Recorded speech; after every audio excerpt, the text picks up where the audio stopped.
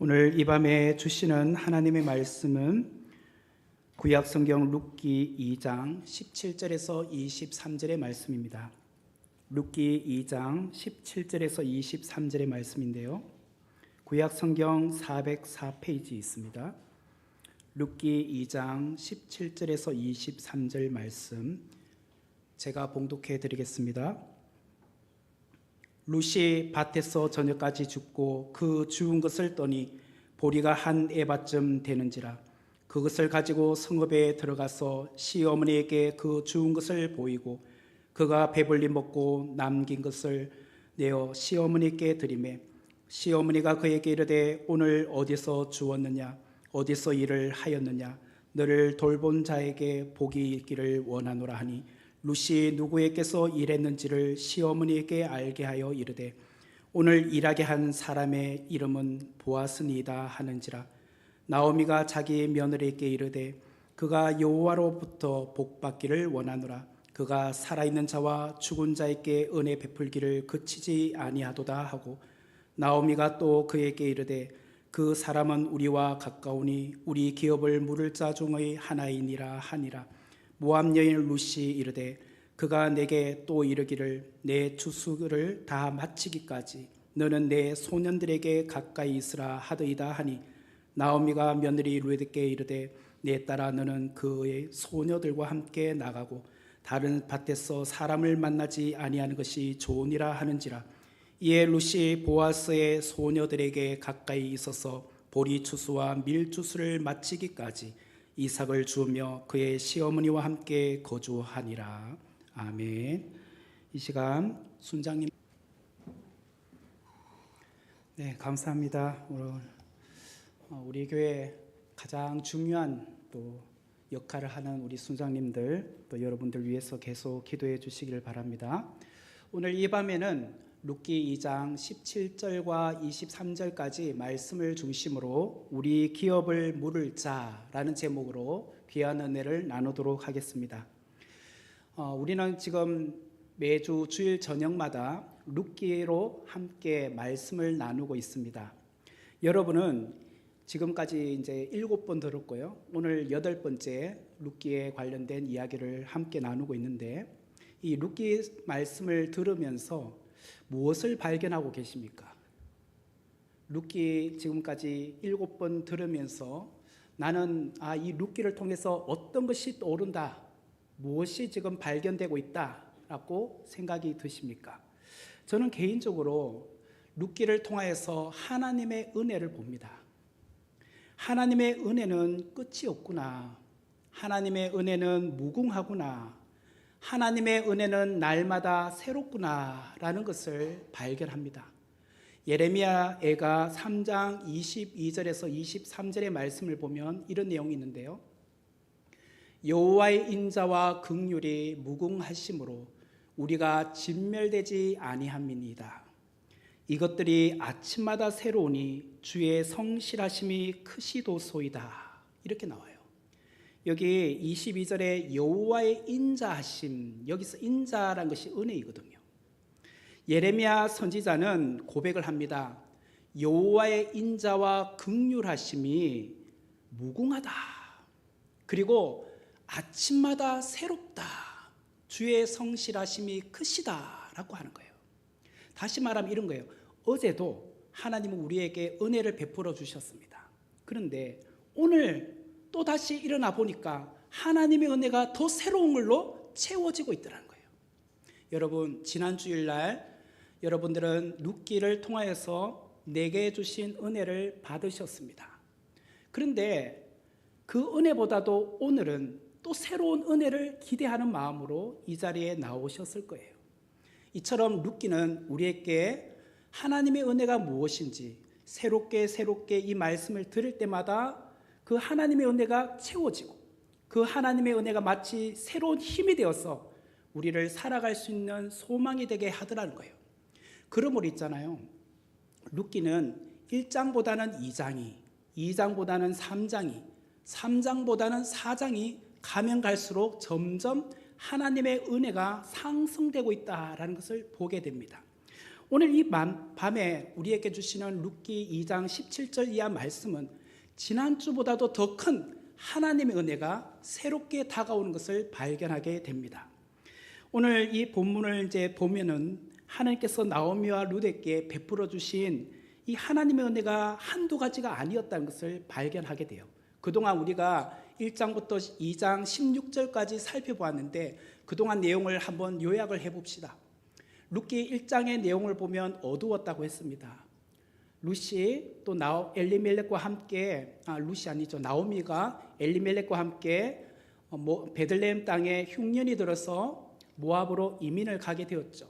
그곳에서 남편 그리고 두 아들을 잃었습니다. 그때까지만 해도 하나님의 은혜를 경험할 수가 없었습니다. 그런데요, 베들레헴으로부터 들려온 소식, 베들레헴 땅이 다시 풍년이 되었다라는 소식을 듣게 되었습니다. 이것이 나오미에게는 은혜였습니다. 그런데요, 이 은혜의 말씀을 듣고 가만히 있었던 것이 아니라 나오미가 베들레헴으로 되돌아가야겠다라는 결심을 하게 되었어요.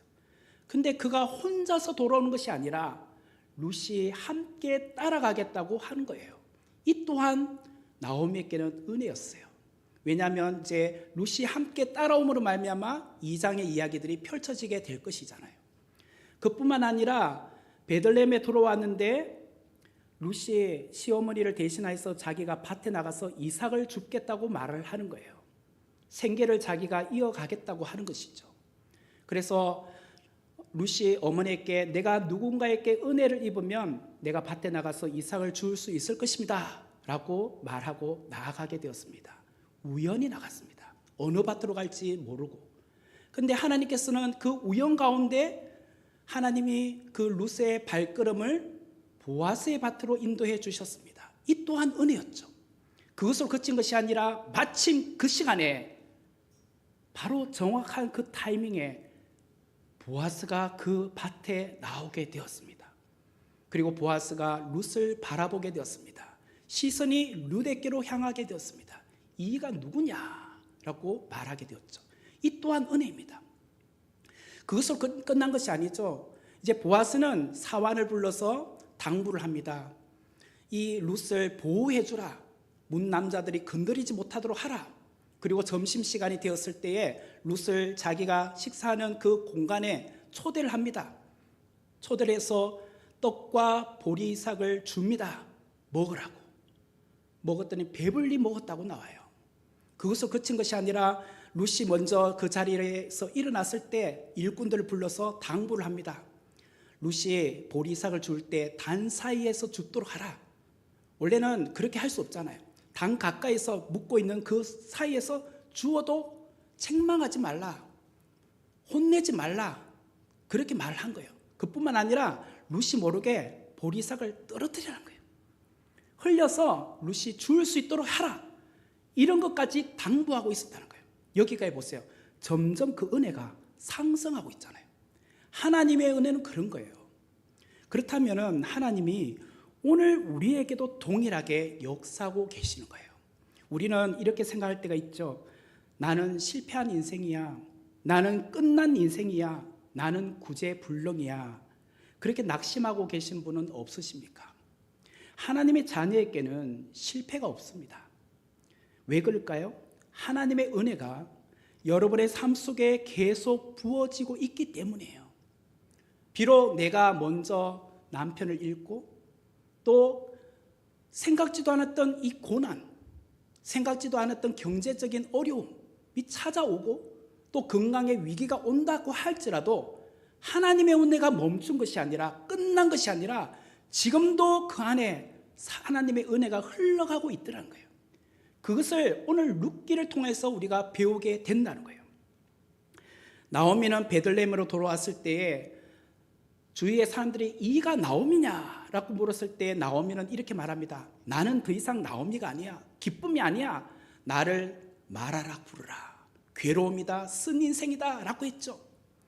나오미는 하나님의 은혜가 끝난 줄 알았어요.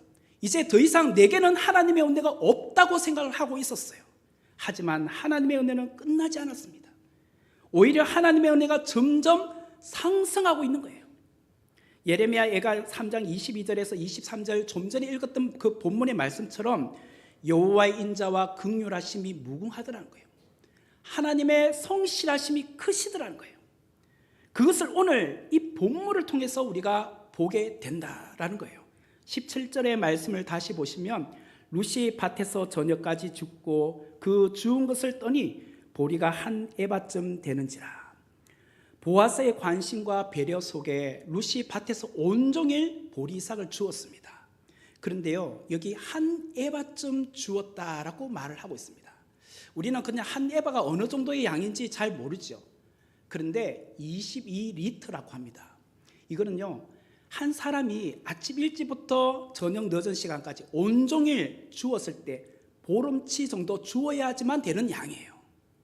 그런데 오늘 룻이 처음으로 나왔잖아요. 그런데 처음으로 나온 이날 15일째 이삭을 주운 거예요. 얼마나 놀랍습니까? 하나님의 은혜는 이처럼 놀라웠어요. 하나님의 은혜는 여기서 끝나지 않았습니다. 하나님의 은혜는 마르지 않고 솟아나는 샘물처럼 계속하여서 나오미와 룻에게로 흘러가고 있었습니다. 그 이야기가 오늘 18절 이하 23절에도 나타나고 있습니다. 이 18절 이하 23절은요, 두 사람만 등장하고 있죠. 나오미와 룻, 이 두 사람이 나누는 대화입니다. 룻이 이삭을 주어서 집에 와서 오늘 있었던 이야기에 대해서 이야기하는 거예요. 어머니에게, 시어머니에게 말을 하는 거예요. 18절과 19절의 말씀을 보십시오. 그것을 가지고 성읍에 들어가서 시어머니께 그 주운 것을 보이고 그가 배불리 먹고 남은 것을 내어 시어머니께 드리매 시어머니가 그에게 이르되 오늘 어디서 주었느냐 어디서 일을 하였느냐 너를 돌본 자에게 복이 있기를 원하노라 하니 룻이 누구에게서 일했는지를 시어머니께 알게 하여 이르되 오늘 일하게 한 사람의 이름은 보아스니다 하는지라. 시어머니 나오미는 룻이 갖고 온 보리삭을 보는 순간 이건 심상치 않는 거예요. 왜? 당연히 어느 정도 적은 양, 오늘 먹을 분량의 양만 이 보리삭을 주워 올 줄 알았잖아요. 근데 한 에바, 보름치의 보리삭을 주워 온 거예요. 이거는 하나님의 은혜가 아니고서는 불가능한 일이었던 거예요. 그러자 나오미는 룻에게 두 가지 질문을 합니다. 오늘 어디서 주었니? 어디서 일을 했니? 라고 19절에 두 가지에 대해서 질문하고 있어요. 장소를 묻죠. 어디에서 주었느냐? 어디서 일을 했느냐? 그러면 이제 룻이 답변하는 것을 기다려야 되잖아요. 그런데 너무 흥분이 되었는지 그 룻이 답하기도 전에 또 이렇게 말해요. 19절 보니까 너를 돌본 자에게 복이 있기를 원한다. 어디서 주었니? 어디서 일했니? 하면 네, 어머니 어디서 일을 했어요. 라고 답변 듣고 나서 그 다음에 너를 돌본 자에게 복이 있기를 원한다 해야 되잖아요. 근데 얼마나 이 하나님의 은혜가 감격스러웠으면 놀라웠으면 기다리지도 않고 그 사람에게 복이 있기를 원해 라고 말을 한 거예요. 분명히 지금 나오미는 장소를 물었습니다. 어디서 일했니? 어디서 주었니?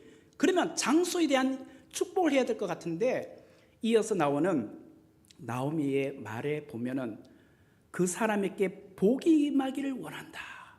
사람에게 복을 빌고 있더라는 거예요. 그래서 이제 나오미 질문에 룻이 대답을 합니다. 19절의 말씀을 보면 오늘 일하게 한 사람의 이름은 딴딴딴 보아스입니다. 그냥 보아스입니다 라고 해도 되는데 오늘 일하게 한 사람의 이름은 하고 뜸을 들여요. 그죠? 궁금증을 더 유발시키겠잖아요. 오늘 일하게 한 사람의 이름은 땡땡땡 보아스입니다. 강조하는 거죠. 강조. 이 말을 듣는 순간 나오미는요 하나님께 감사하기 시작해서 하나님께서 일을 행하고 계셨구나. 며느리 룻이 우연히 밭에 나갔을 때만 해도 걱정이 앞섰잖아요. 모압 여인, 이방 여인인데 또 젊은 과부인데 나가서 누구에게 참 봉변이나 당하지 않을까? 제대로 일이나 하고 올까? 이삭을 줄 수 있을까? 참 조마조마하게 하루를 기다려왔잖아요. 그런데 생각지도 않게 한 에바쯤 보름치 이삭을 주어왔을 때 정말 하나님께 감사한 거예요. 하나님께서 우리 룻이 우연히 간 그 밭이 보아스의 밭으로 인도해 주셨구나. 그리고 마침 그날 보아스가 그 밭에 나와서 많은 사람들 가운데 우리 며느리를 봐주었구나. 정말 이 모든 것에 하나님의 은혜가 없었다면 과연 이것이 가능했을까? 하나님의 은혜에 진심으로 감사하며 그가 고백을 하고 있는 거예요. 이어서 나오는 며느리 룻에게 또 나오미가 이렇게 말합니다. 20절의 말씀을 보면 그가 여호와로부터 복받기를 원하노라. 그가 살아있는 자와 죽은 자에게 은혜 베풀기를 그치지 아니하도다.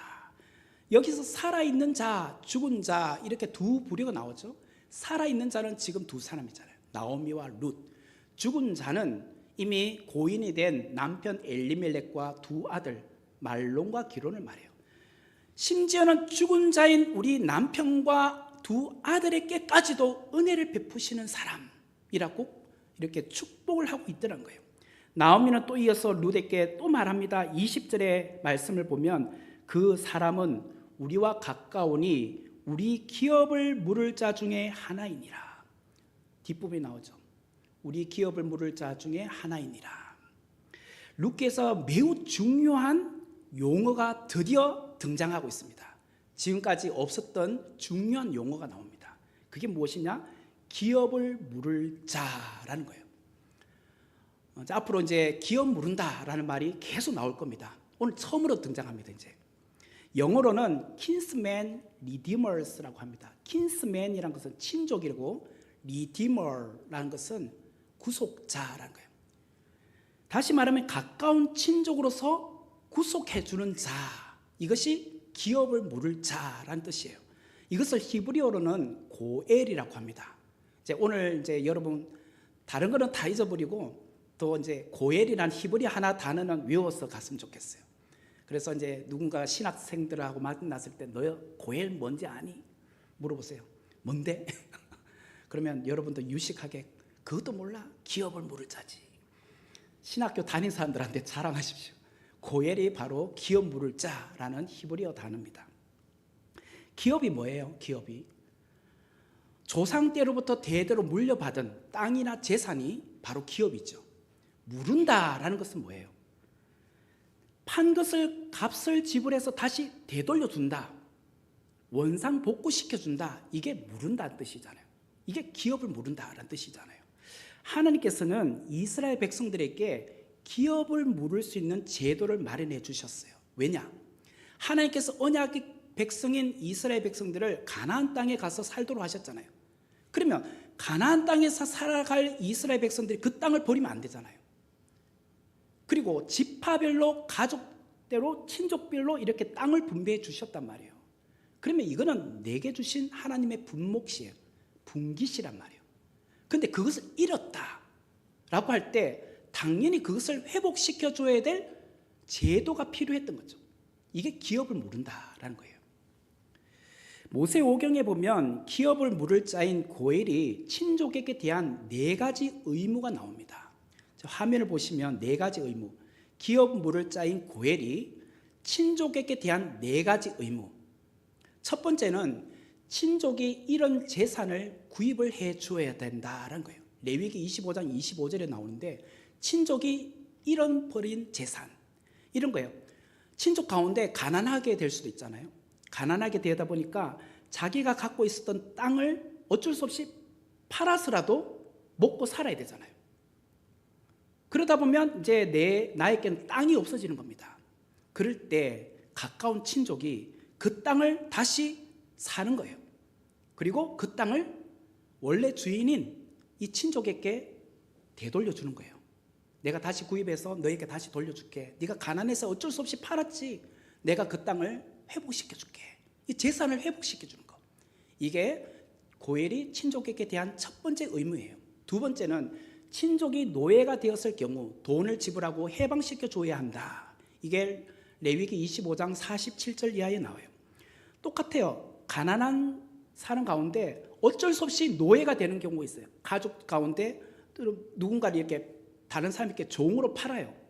그럴 경우에도 그 주인에게 찾아가서 그 사람은 나의 친족인데 내 돈을 지불해서라도 그 사람을 자유인으로 삼아 주십시오 라고 해서 돈 주고 다시 그 종으로부터 구출해 주는 것, 자유인으로 되게 해주는 것, 이게 두 번째예요. 세 번째는 친족이 피를 흘릴 때 그를 위하여 보복을 해주는 것. 민수기 35장 17절에 나와요. 전쟁을 할 경우에나 혹은 어떤 억울한 일을 당하여서 누군가에게 살해를 당했습니다. 그러면 그 가해자를 반드시 죽여야 돼요. 보복을 해주는 것, 피해에 대한 복수, 보복, 이게 친족으로서 해줘야 될 의무였다는 거예요. 그리고 네 번째는 친족이 자식 없이 죽었을 경우 그 과부와 결혼하여 자녀를 낳아 주어야 하는 것. 신명기 25장 5절에서 10절에 나와요. 이게 유다의 며느리였던 다말이 이제 유다와 그런 관계에서 태어나는 자식들이 나오죠. 오늘 이제 앞으로 살펴보게 되는 이게 룻기에도 이 내용들이 이제 나옵니다. 네 번째가 나오죠.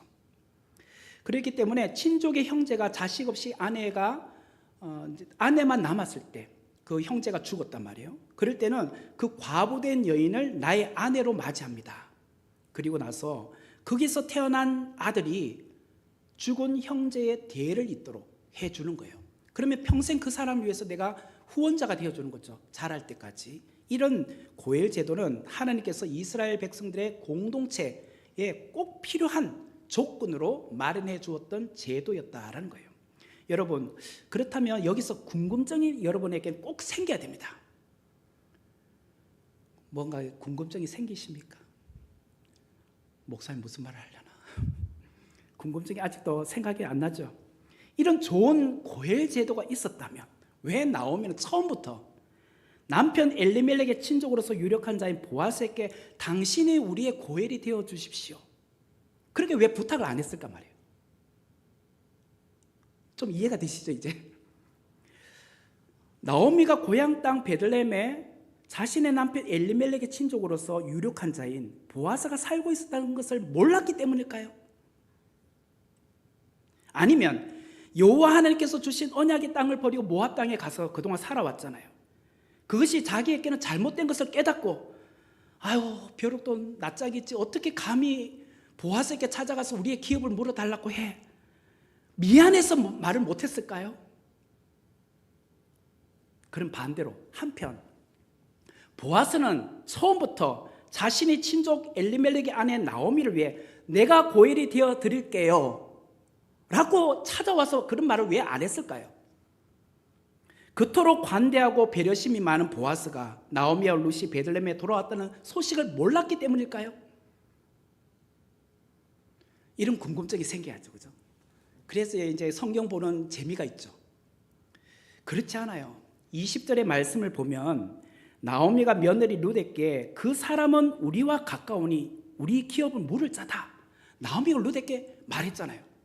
그 사람은 우리와 가까우니 우리 기업을 물을 짜, 알고 있었다는 거예요.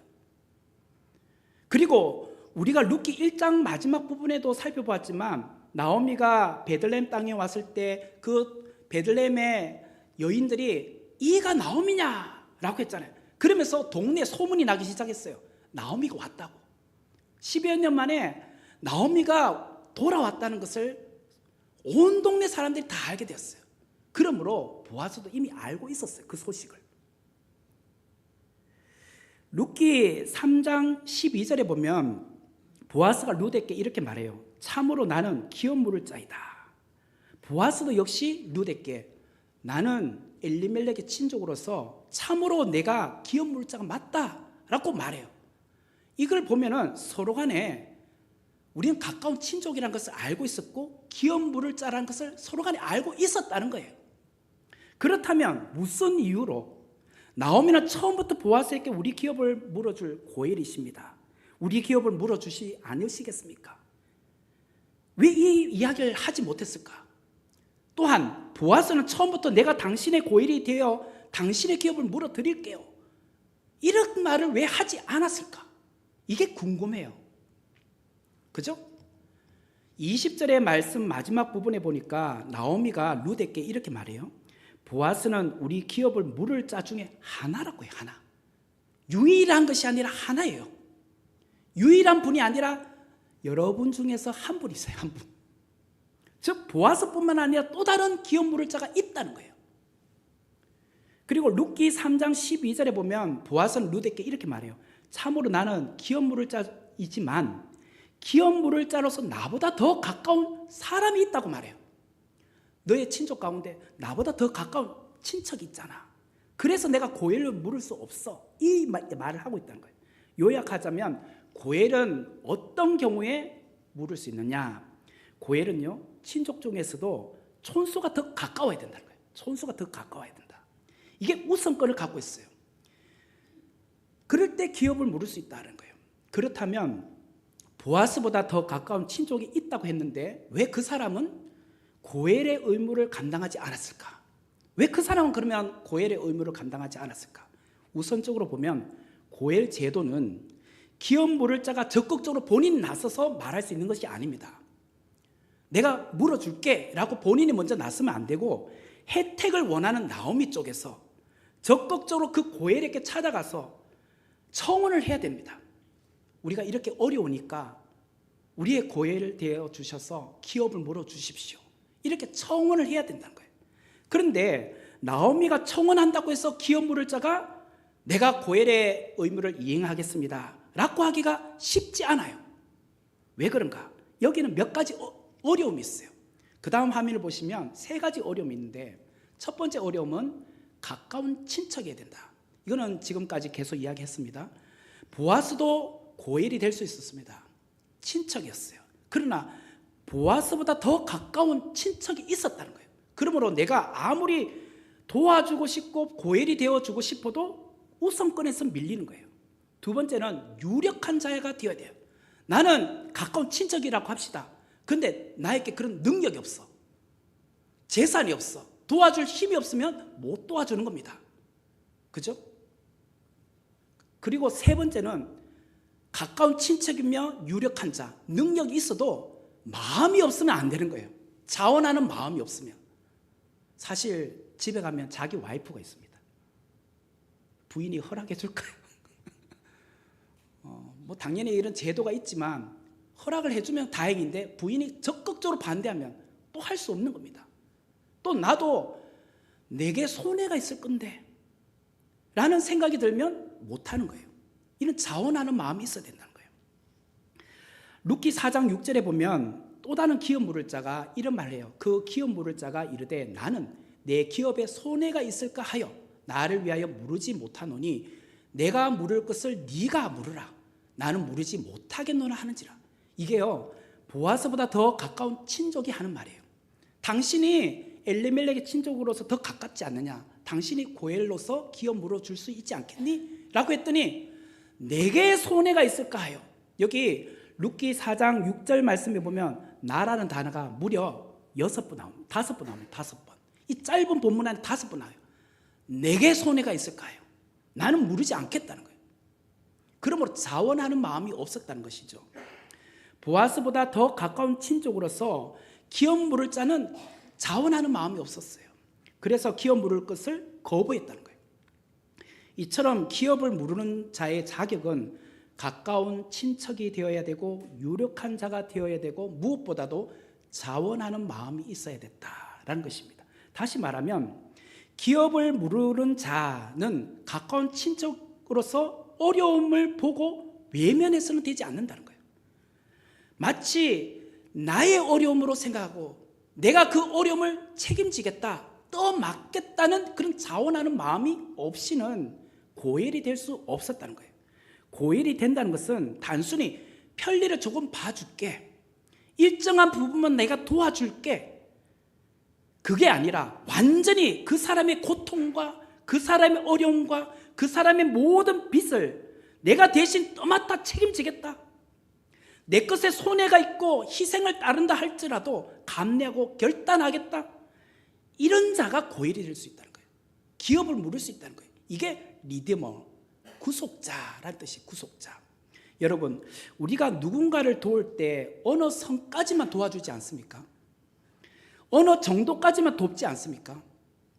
심지어는 한 부모 밑에 태어난 형제요 자매요 남매 간에도 전적으로 모든 것을 자기가 희생하고 도와주기는 쉽지 않아요. 그렇죠? 나도 이제 가정이 있고 내 밑에 자녀가 있잖아요. 형제가 어려움을 겪고 있는 걸 보면서도 모든 것을 올인하여서 도와주기는 쉽지 않아요. 이게 우리예요. 룻기에서 말하는 기업 물은다, 기업을 물을 자, 고엘은요 전적으로 책임지는 거예요. 어느 정도 도와주는 것이 아니에요. 이삭을 줍는데 다른 사람보다 더 많은 혜택을 주어서 그래 오늘 보름치 이삭을 줄 수 있도록 혜택을 줄게, 배려해 줄게, 이 정도로 그쳐서는 고엘이 될 수 없어요. 그 사람의 어려움 보고 조언해주고 일정 부분에 내가 돈을 줄게, 이거는 돈 안 갚아도 돼, 어느 정도 살 수 있는 여건을 마련해 주는 것, 그 정도로 고엘이 될 수 없다는 거예요. 고엘은 상대의 문제 안으로 내가 들어가는 거예요. 그 사람의 고통을 위로만 해주는 것이 아니라 아이고 힘들지 그렇게 말만 하는 것이 아니라 그 고통 안으로 내가 직접 들어가 함께 고통하는 거예요. 내가 함께 아파하는 거예요. 내가 함께 희생해 가는 거예요. 고엘은 상대방의 인생을 완전히 내가 또 맡겠다 책임지지 않고서는 고엘이 될 수 없었다는 거예요. 이게 기업 모른다는 거예요.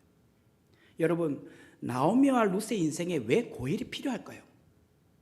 보리 추수가 끝나면, 그리고 밀 추수가 끝나면 더 이상 이삭을 줄 수 없잖아요. 지금 당장은 보리 추수 때이기 때문에 이삭을 줄 수 있습니다. 그런 환경이잖아요. 보아스의 배려로 인하여서 다른 사람보다 더 많은 보리 이삭을 줄 수 있는 그런 배려를 받고 있습니다. 하지만 이 또한 밀추수가 끝나면 더 이상 줄 수 없습니다.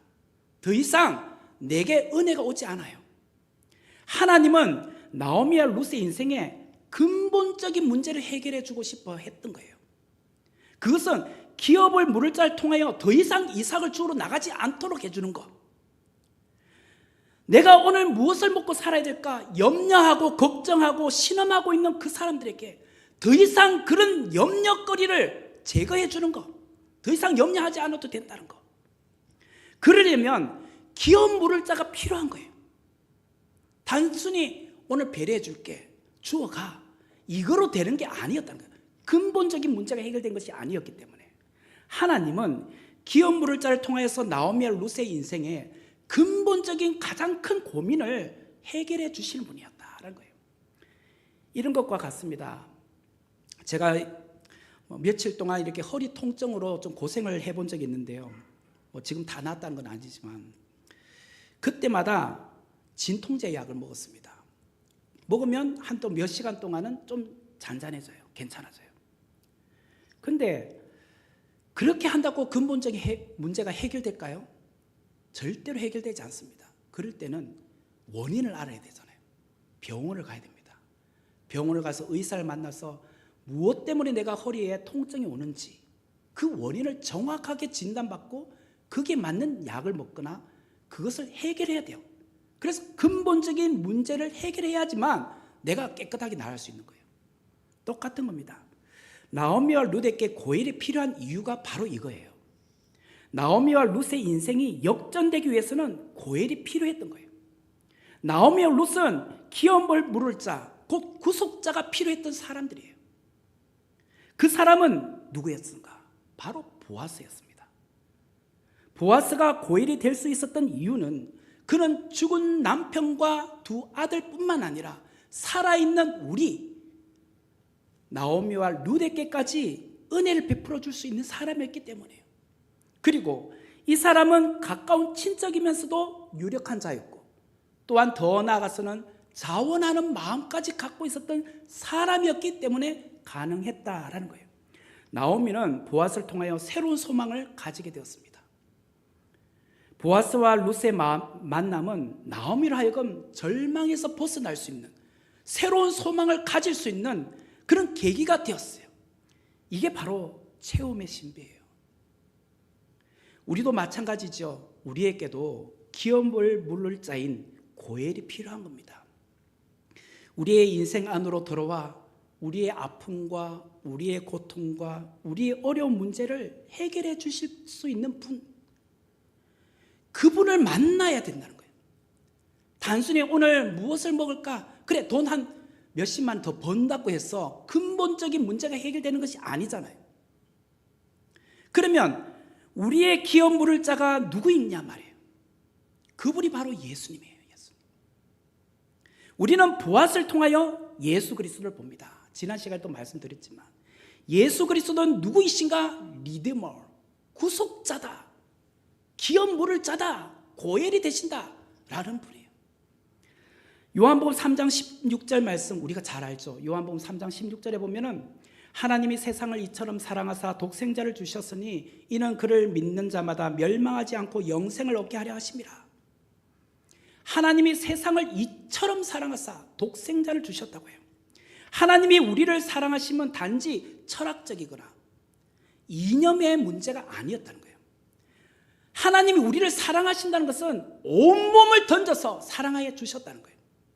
하나님이 세상 안으로 직접 들어오셔서 우리의 아픔, 우리의 슬픔, 우리의 고통, 우리의 어려운 문제를 직접 그분이 담당해 주시겠다는 거예요. 이게 뭐죠? 성육신 사건이에요. 성자 예수님께서 성육신 하셔서 멸망받을 수밖에 없었던 우리를 위하여 대신 십자가에서 죽어주셔서 그래서 우리가 영생을 얻게 된 것, 이게 바로 구속이라는 거예요. 구속. 예수님은 우리의 고엘이시다. 예수님은 우리의 구속자 되신다. 왜 그런가? 우리의 가까운 친척이 되어 주시기 위해서 직접 성육신한 거예요. 하나님으로서는 우리의 친척이 될 수 없잖아요. 하나님이신 그 성자 예수님께서 이 땅에 오셔서 육신의 몸을 입고 우리 가까이 와 주신 거예요. 친척이 되어 주신 거예요. 신랑이 되어 주신 겁니다. 우리는 신부. 이게 가까운 친척이죠. 또한 예수님은 우리를 구속하기 위하여 비싼 값을 치르시고 하나님의 자녀가 되도록 해주시는 능력을 가지신 분, 유력한 자다. 우리 같은 사람이 무엇이 정말 대단하고 좋길래 자기 몸까지 내어주시며 값을 치러주시느냐 말이에요. 마지막으로 예수님은 죄인인 우리의 죄를 대속하기 위하여 억지로 십자가에 달리신 것이 아니라 자원하는 심령으로 십자가에 달려 죽으신 거예요. 내가 자원해서 십자가에 달린다. 그래서 패션 오브 크라이스트라는 영화를 보시면 여러분 그 장면을 보셨는지 몰라요. 보통 같으면 십자가에 못 박힐 때 그 아파서 도망가고 싶고 또 그 골고다 언덕으로 가는 길에 거기 이제 구레네 시몬 앞에서 이제 구레네 시몬이 그 예수님이 지신 십자가 대신 지고 갈 때 그 장면을 딱 보세요. 보면요, 예수님께서 십자가 탁 넘어질 때 몸도 넘어졌잖아요. 그때 보통 같으면 그냥 누워서 가만히 계실 것 같고 거기서 어떻게 했든 좀 피하고 싶어 할 건데 그 십자가로 기어가요. 그 장면 기억나십니까? 그 십자가 무엇이 좋길래? 자기가 달릴 십자가잖아요. 근데 그 십자가를 향하여 기어가면서 그 십자가를 쓰다듬으며 그 십자가를 다시 등에 짊어지고 가시는 모습. 우리를 사랑하시기 때문에, 이사야서 53장 5절과 6절에 보면 그가 찔림은 우리의 허물 때문이요 그가 상함은 우리의 죄악 때문이라. 그가 징계를 받음으로 우리는 평화를 누리고 그가 채찍에 맞음으로 우리는 나음을 받았도다. 우리는 다 양 같아서 그릇 행하여 각기 제 길로 갔거늘 여호와께서는 우리 모두의 죄악을 그에게 담당시키셨도다. 하나님은 우리의 허물과 우리의 죄악을 그의 아들 예수 그리스도에게 담당시키셨다라고 합니다. 그리하여 우리는 평화를 누리게 되었고 우리는 나음을 받게 되었다. 바로 예수님께서 우리의 리디머, 구속자, 고엘, 우리의 기업 물을 자가 되어 주셨기 때문에 가능했다는 거예요. 그러므로 예수님을 만나면 모든 문제가 풀려지기 시작을 하는 것입니다. 예수님을 만나면 우리의 인생이 역전되기 시작을 하는 것입니다. 우리의 모든 고통과 절망과 탄식과 저주를 예수님께서 친히 맡으심으로 우리가 진정한 평화를 누리고 우리가 나음을 받았다고 말하지 않습니까? 그렇기 때문에 예수님은 우리의 기업 물을 자, 예수님은 우리의 구속자, 예수님은 우리의 고엘이 되신다는 거예요. 소망 없이 살아가는 우리에게 찾아오신 예수님, 우리의 소망이 되어주신 예수님, 그분은 우리의 구속자가 되어주시고 우리의 고엘이 되어주시사 우리를 죄의 사슬로부터 속량하여 주셨고 하나님의 자녀로 삼아주셨다는 거예요. 그 크신 예수 그리스도의 사랑이 우리 마음에 깊이 간직되고 그 감격 가운데 살아갈 때에 우리는 매 순간 하나님의 은혜가 고백되지 않을 수 없는 거예요. 매 순간 그 하나님의 은혜를 찬양하지 않을 수 없는 거예요. 제가 좋아하는 찬양이 있는데요, 은혜라는 찬양이에요. 그 후렴에 보면 모든 것이 은혜, 은혜, 은혜, 한없는 은혜, 내 삶에 당연한 것 하나도 없었던 것을 모든 것이 은혜, 은혜였소. 그래요. 모든 것이 은혜예요. 그런데 우리는 그 은혜를 자꾸 잊어버리고, 왜 하나님은 내게 이럴 수 있습니까? 왜 나에게는 이런 고난이 옵니까? 아픔이 옵니까? 그러고 있지 않습니까? 오늘 본문 21절에 보니까 모압여인 룻이 이르되 그가 내게 또 이르기를 내 추수를 다 마치기까지 너는 내 소년들에게 가까이 있으라 하더이다 하니, 23절 말씀해 보니 이에 룻이 보아스의 소녀들에게 가까이 있어서 보리 추수와 밀 추수를 마치기까지 이삭을 주며 그의 시어머니와 함께 거주하니라. 만약 룻이 기업을 물을 자인 보아스를 만나지 못했더라면 추수를 다 마치면 더 이상 그에게는 은혜가 주어지지 않았을 것입니다. 하지만 룻은 기업 물을 자인 보아스를 만남으로 끝날 것 같았던 이야기가 계속 이어져 가는 거예요. 무너질 것 같았던 나오미와 룻의 인생에 무너지지 않는 이야기로 계속 이어져 가고 있더라는 거예요. 기업을 물을 자인 보아스를 통하여 나오미와 룻은 하나님의 은혜를 끝없이 누리며 살아가게 되더란 거예요. 그처럼 우리가 하나님을 만나지 못했다면 어떻게 되었을까요? 저와 여러분이 하나님을 만나지 못했다면, 하나님께서 이 죄 많은 인생이 하나님의 그 긍휼하심과 사랑이 내게 주어지지 않았다면 우리는 어떻게 되었을까요? 지옥 형벌에 떨어져 영원히 꺼지지 않는 불못에 던져져야 했던 우리였단 말이에요. 그런데 구속자이신 예수 그리스도를 통하여 우리를 구원해 주셨단 말이에요. 하나님이 세상을 이처럼 사랑하사 독생자를 주셨다는 거예요. 그리고 그분의 은혜를 계속하여 우리에게 지금도 부어주고 계시는 거예요. 그러므로 우리의 삶이 아무리 힘들고 우리 인생이 밑바닥을 치고 있다 할지라도 하나님의 은혜는 메마르지 않습니다.